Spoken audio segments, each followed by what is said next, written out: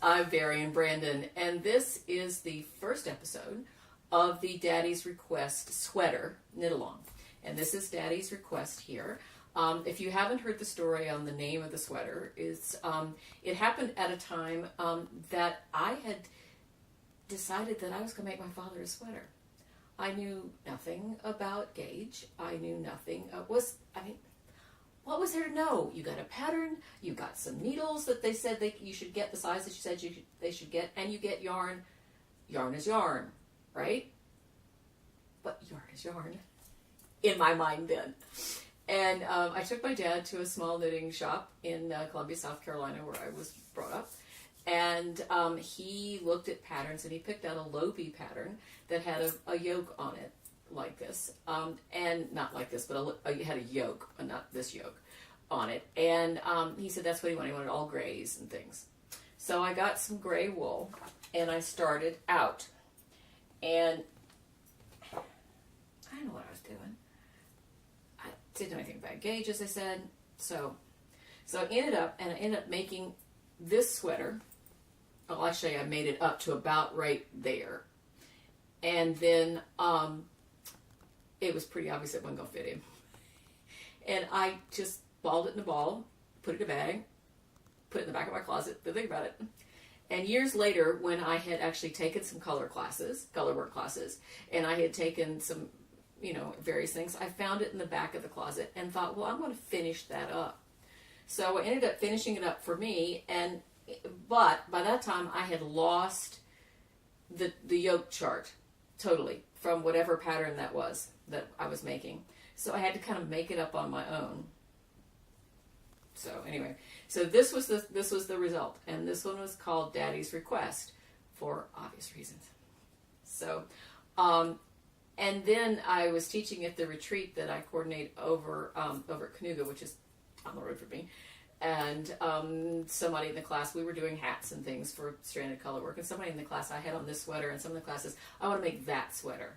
And I was like, okay. So I had to write it up because so I wrote it up and had some yarn from my brother got married in Ireland. Not that he's Irish, but he and his wife decided that they wanted to get married as a destination wedding in Ireland.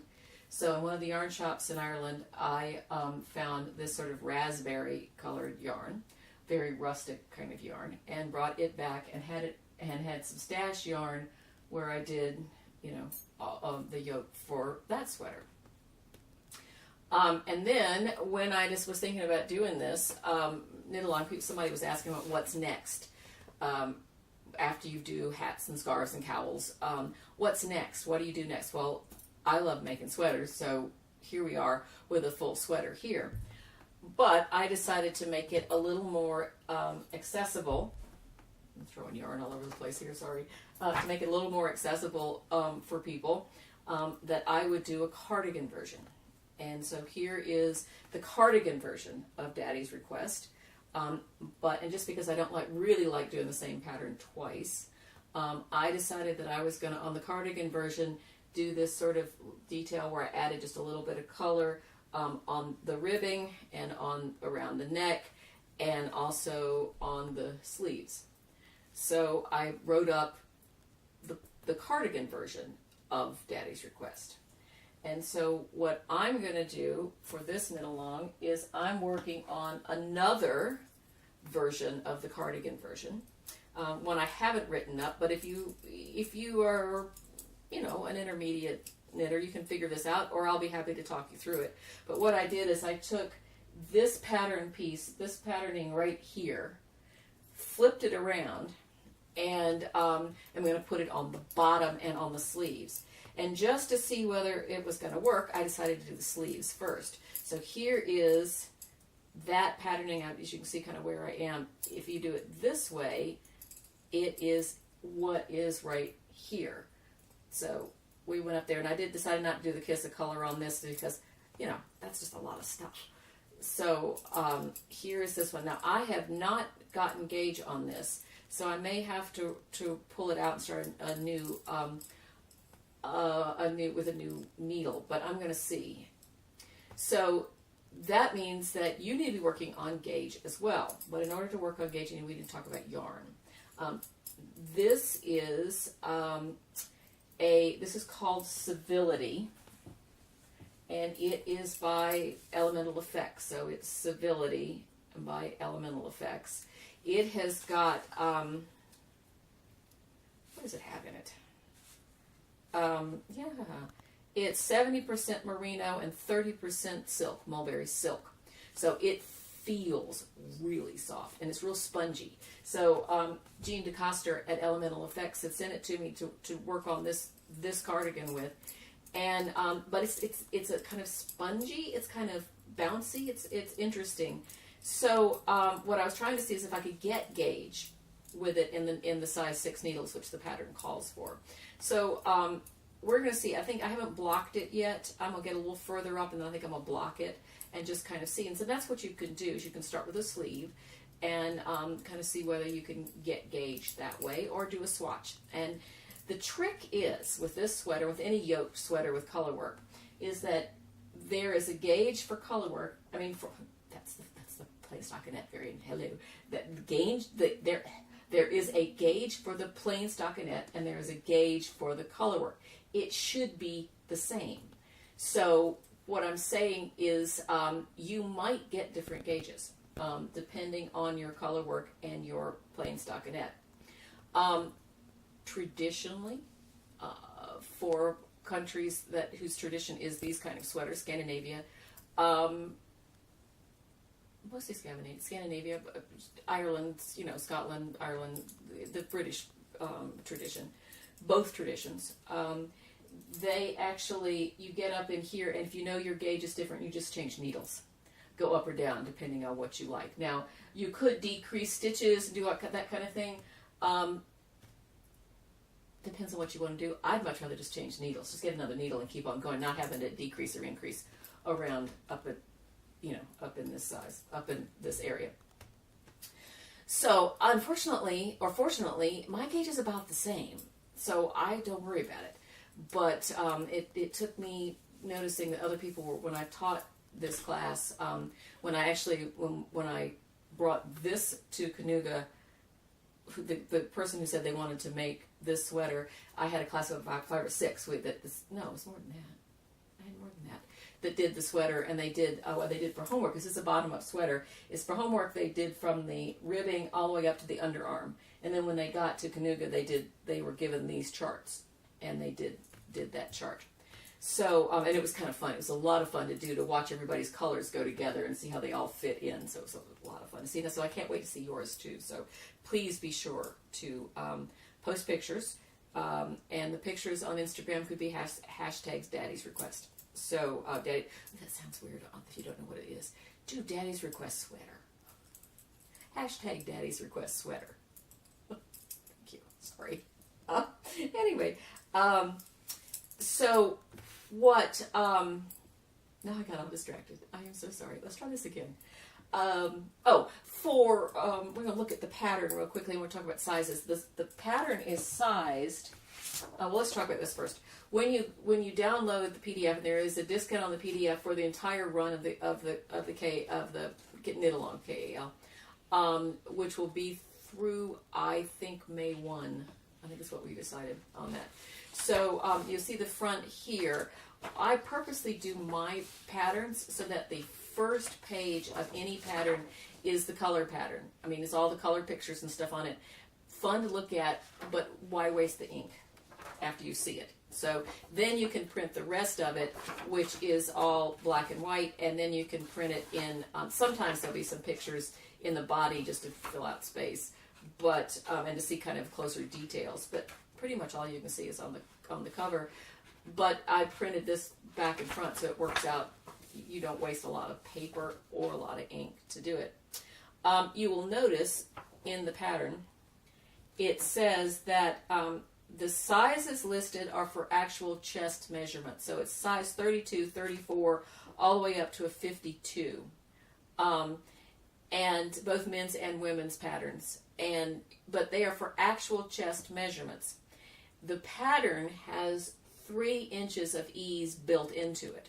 So if you have a chest measurement of 32, the actual measure of the finished garment is 35. Does that make sense? So that there is 3 inches of ease, positive ease, built in for each pattern. That's pretty standard fitting. If you want more ease, then go up. If you want like 6 inches of ease, then go up to a 34, where so that 34 is actually a 37. So yes, so if you are a 32, you get 4 inches of ease. I am about a 36. I actually did the 40 for the cardigan, so that gave me lots of ease because I wanted large. It's probably about, let's see, what 40 to 43 or 36, about 6 or 7 inches of positive ease. If you want less, then go the other way. The interesting thing, and as far as lengths, the lengths for the pullover and for the cardigan, to a certain respect, the length for the pullover, you start at the bottom and you just go until you get to the underarm length you like. I mean, from the underarm to the bottom of whatever sweater you like, you go to here. The same thing with the sleeves once you get your circumference. So and I tried to build in about an inch at the top. Once you get your circumference, you've got about another inch to go to get your length. So if you wanted even more than that, you could go on from there. If you have shorter arms, what happens with this is that you start at the bottom and you go up to the underarm, and at the bottom of the body and go up to the underarm. Then you put them all on one needle. And when you put them all on one needle, you need a little bit more. And then you start the color work. And the color work numbers are worked out so that they all fit around evenly. Now every time you reach in here, just before you do the color work, you do an adjustment. And so that it says you're supposed to have whatever the number says. You're supposed to have a composite number, combined number of the sleeves and the body. And then lots of times you have to either decrease evenly 4 stitches or 3 stitches or however many it is, so you can get to a multiple of 8, which is what this is a multiple of. There's also a decrease around. This is how this works. Is about halfway up in, where is it? I think it's right there. Yeah, the first of this green round right here. So there's that much, and it's this much space. So about halfway up, you do a decrease round. You do a decrease here, and that takes a quarter of your stitches off. And then you go up here, and there's another decrease up in here where you take a third of your stitches off. And the very last decrease is you take 2/5. Isn't that a funny number? 2/5. So you knit together, knit one. So it's 2/5 of the stitches are taking off here. So you have to. So each time you do those decreases, you have to. Then the next round is an adjustment round to make sure that you get back to your stitch counts for your patterning. So I was teaching a class with not this yoke sweater, but a different yoke sweater, and I handed them out the pattern. We talked it all the way through. They chose their size, they did the body, and then they were coming back to do the sleeves. And one of the nice ladies came back and said, I decided I was going to do the sleeves for a different size. So the body was like for size D, or let's say the size E, and the sleeves were for the size C. And I'm like, because that meant that the number that you hit up here was different, so that the combined number was going to be different. So what we ended up doing was really very simple, is that once she combined them all, we counted the number of stitches they were, and we found the next combined size, that it didn't matter what chest size it was, but it was the next combined size, and then just decreased to it. So say the combined size, this combined size was, if you had a Frankenstein sweater where you use the sleeves from a different size, the combined number of stitches was, let's say, 342. And that was not the combined stitches for the chest measurement size. But we looked and saw that the combined size for, say, was for a different, like size D or something, I don't know, whatever, was a 338. Well, it was real easy to decrease down from 342 to 338, and then we just followed. Then we were done. I knew that it would be a multiple of 8, as it went. I'm not sure those numbers were multiple of 8, but you get the point. It's very easy to do. If you have got any questions, just get in touch. We'll work it out. So then, but you can also do any sort of waist shaping if you'd like waist shaping. If you would want to do anything larger or smaller, it's, this is a pretty simple one to do because it's all pretty plain from the body, from the underarm down. Okay? The other thing you can do that you do need to know when you do the cardigan version, a cardigan has a steek in it. So you need to make sure that you are, game for that. There's nothing hard about steeks. This has a steek that has a crocheted chain if you can see the red there, that has a crocheted chain up. Cut up the center. I'm going to do one of those too, so we'll walk right through that. It's not hard. And then, but the interesting thing is you can make this one as long or as short as you like, but whereas with this sweater, the pullover, it doesn't affect anything. It's just as long as or short as you like. With the sleeves, you just want to make sure you get all your increases in. And if you want a shorter one, we have to redo the increases. We can do that too. So just get in touch. But so here is the only trick. You see the trick. You see the problem. If you make this longer and longer, you have buttons, and you have to then have different spacing on your buttonholes and your buttons. So in the pattern, it talks a little bit of what you have to do to get to that point, but we'll walk through that with the videos as well. So your job is to decide whether you want this big glossy picture. It's just me, so I wouldn't do it if I were you. And then decide whether you're going to do the pullover or the cardigan. Cardigan, as I said, has the steek up the front, which is if you've never done a steek before, here's a good opportunity to do it. And then to figure out what kind of yarn you want to use. Both of this sweater, this one and this one, are really rustic worsted weight wool. They have they're kind of sticky.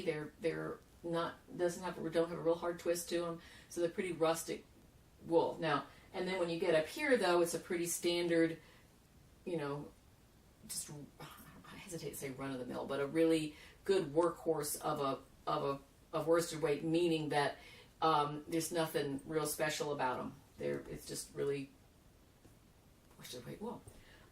This particular one, this is a Cascade 220, which is a really great standard, wool, worsted weight wool.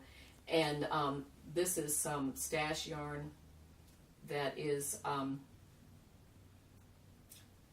these bright colors. I really do believe, as I was pulling colors, when you do classic Fair Isle work, you end up with having like the absolute bright, there's always some sort of bright color that goes through all the other colors for classic Fair Isle work. I think this was just all my brights and all together, all the accent colors all in one place. So, I don't know a lot about a lot of different types of yarn. I firmly believe that we'll work it out. If you get gauge, we'll work it out. I mean, obviously some have more drape than others. I happen to like the ones with a little more hand to them, if you will. This one is really smooth. This is the Civility, and I've got Jean's going to do some kits for us. If you'd like to have a kit of colors, I've got different colorways. Did I throw all the yarn out? Yeah, different colorways. You can. This particular one has sort of a hot pink in there. You see the cream color, the navy. The body of the sweater is this sort of caramel color, and then there's blue. The blue goes in with that as well. I've got, 3 more colorways that I will show you. I'll post that or show you next time. I've got them. Have I got to put them? Hold on. I'll just go get them. Give me a second. Okay, back. This is the colorway that I'm working on right now. This is the body, and these are the other colors that go with it. So you end up with, let's see if I can get them all so you can see them all at the same time, and get all the white out of the way. White is not helpful. So this is navy, that's navy, serenity, saffron, oyster, and this one is star coral. That's what this one is. This one reminds me of Firefly. I know for you Firefly people, you will get it. Saffron, serenity. This one's called manly, not navy. Manly, star coral, and oyster is kind of out there. But anyway, you'll get that if you're a Firefly person. This one is another one for with a gray, basically a gray sweater with let's pull all these aside. Sorry. Get away. Okay, with those colors. But here's the gray. The gray is the base. So that is the main sweater would be gray with these colors in the what's that called? Yoke. Thank you. This one is sort of a southwesterny kind of feel to it. That's mostly a black sweater with these colors in it. So it's a black, and this one is called Midnight and Dapolo, which is a coffee with cream in it. Or I'm not a coffee drinker, so if I got that wrong, sorry. Red and white and Lucia. I'm assuming for St. Lucia. So so that's that colorway, which I kind of makes kind of nice. And then this one is a I think this one was the purplish color sweater, and then these are the colors that would go. I mean, you can do it any way you want to, but these are the colors that, you know, this is my vision. Yeah, but you know, those are the colorways that.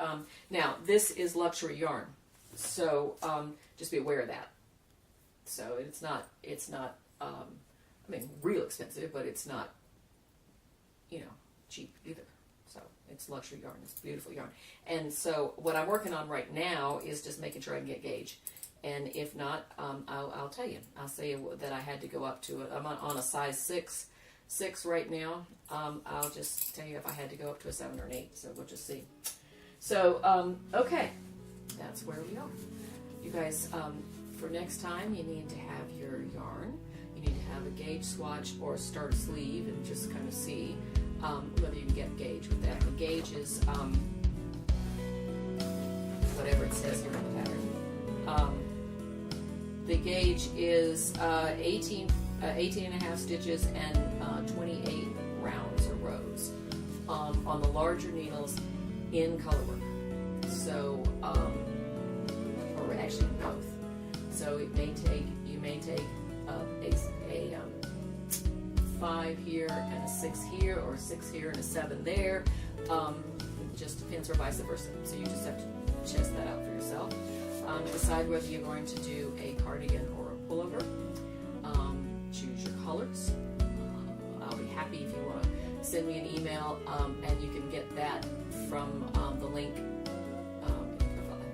or on my website, which is brandonknittingdesigns.com. You can see if there's a way to contact me through that, or brand@brandonknittingdesigns.com. So whichever is easiest. I'll be more than happy to help with colors, but we're going to go from there. Further down the way, we'll cast on next time. Find needles. I don't have many needles up on the size 6. Let me just tell you that. So I think they're here somewhere. I don't know where to put them. And I may just sponge them there. But so we'll cast on.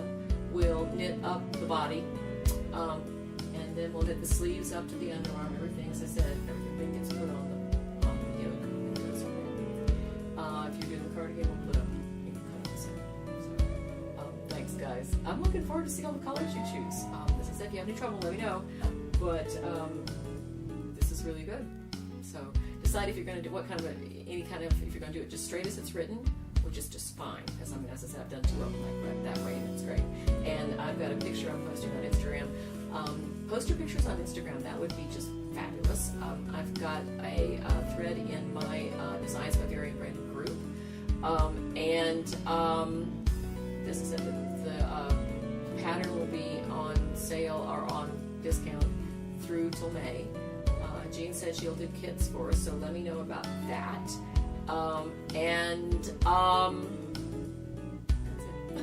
Thanks guys again. I'm Varian Brandon. This is Daddy's Request, and we will see you for episode 2. Bye bye.